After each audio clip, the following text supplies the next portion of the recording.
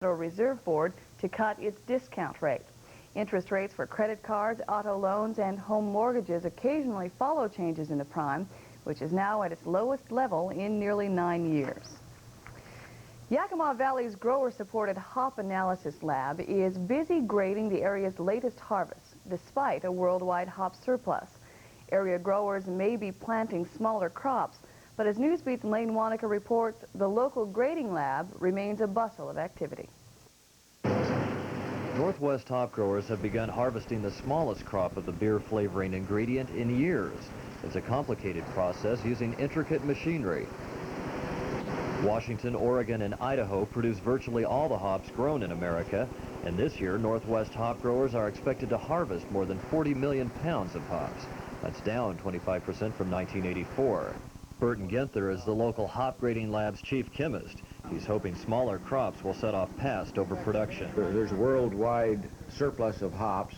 There's been more hops produced since 1980-81 than were being used in the brewing industry, and it has built up a surplus.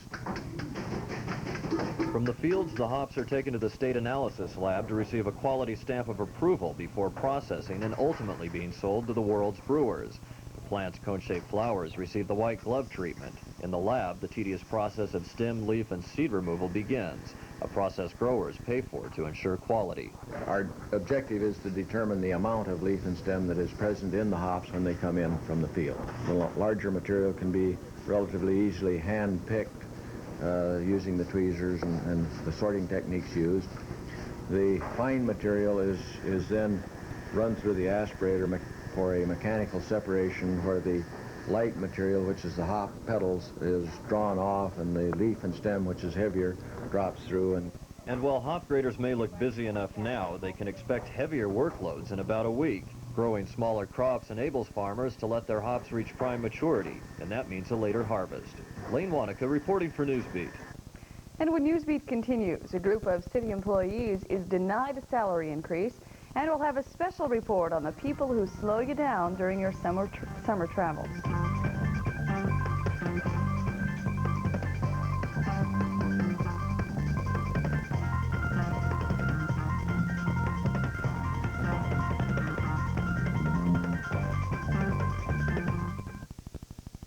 It's like having your own pump, gas and diesel 24 hours a day, 7 days a week without cash. It's easy with Cenex Card Pro. Just insert your personal card, push the button, and fill up. Your purchase is recorded electronically and will appear on monthly itemized statements. With Card Pro, there are no service charges and no minimum purchase. Cenex Card Pro, available only at Midstate Co-op Ellensburg, Yakima Co-op Yakima, and Lyle Farm Service in Coppenish, Granger, Sunnyside, and Grandview. In the real estate business, we see a lot of sold signs go up, and we know the story behind them. All the planning, saving, finding the right loan. People need help with these things, and that's where Columbia Federal Savings Bank comes in. Columbia Federal helps people finance the right house, from the first free visit with a loan advisor right through getting the loan. Columbia Federal wants to put people and houses together. Like I said, they're the home loan experts. Cracked windshield? Head for the sign of quality workmanship and expert auto glass replacement. McKinney's Auto Glass, 221 South 1st Street. 10 members of the Yakima Fire Department will not be receiving pay raises this year. The decision this afternoon by the City Council affects only non-firefighters, such as radio dispatchers, mechanics, electronic technicians, and secretaries. The union representing those employees appealed to the City Council after numerous efforts to reach agreement on a new contract failed. When every other employee is granted increases, some of the cost of trade-offs and benefits, why do you insist on holding 10 employees to 0 and try to take away more than that? Are we to believe they are considered second-class employees? The salaries and fringe benefits received by the 10 employees range from $29,000 to $40,000 annually. After holding a brief executive session, the council decided that the salaries were adequate for the jobs performed. And facing some very difficult times, and we just don't know what's ahead for all of us.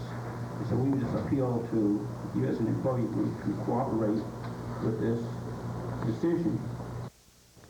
A union spokesman said he was disappointed by the council's action, but he has no choice except to live with the decision.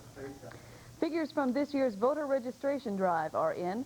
City officials report close to 78,000 residents are eligible to vote in this year's fall primary.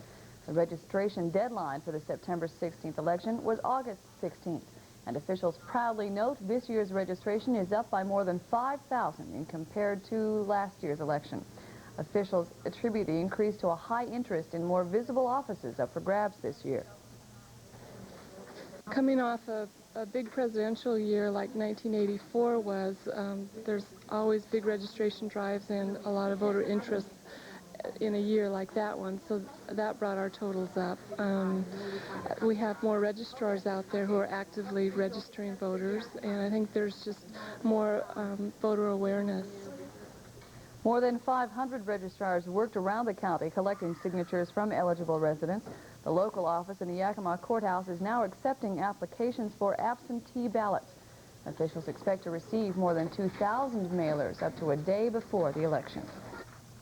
A nationwide study of 19 state lotteries ranks Washington 10th in terms of money it brings into the state.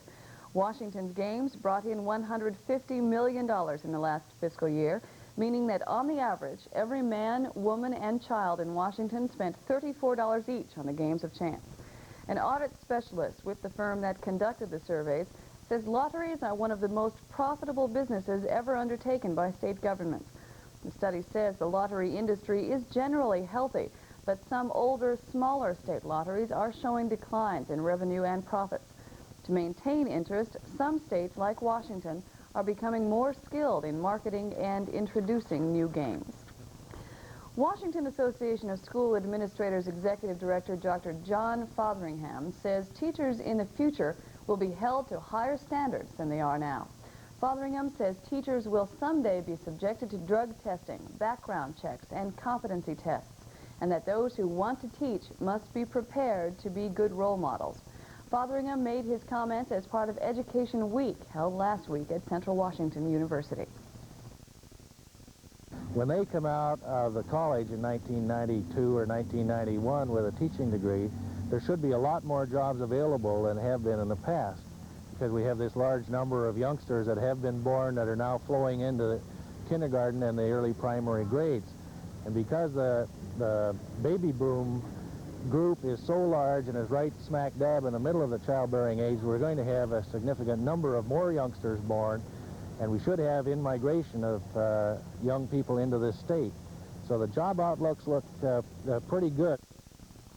Yakima County's rural addressing program is nearing completion. Only about 5,500 homes remain to be assigned addresses before the project is completed in the Upper Valley. This afternoon, a public hearing was held to consider a list of more than 25 road name changes. The Board of Yakima County Commissioners approved most of the recommendations. County Planning Department Program Manager Bill Horton says the entire Upper Valley should be rid of the old route and box number address system by October 31st. The program was implemented to speed emergency response times and smooth the mail system. Portions of Weenass, Stila, Terrace Heights, and Moxie are the last communities in the Upper Valley to receive new street addresses. If you're planning on driving in the westbound lanes in front of the Miller Building on Yakima Avenue, sounds a little painful.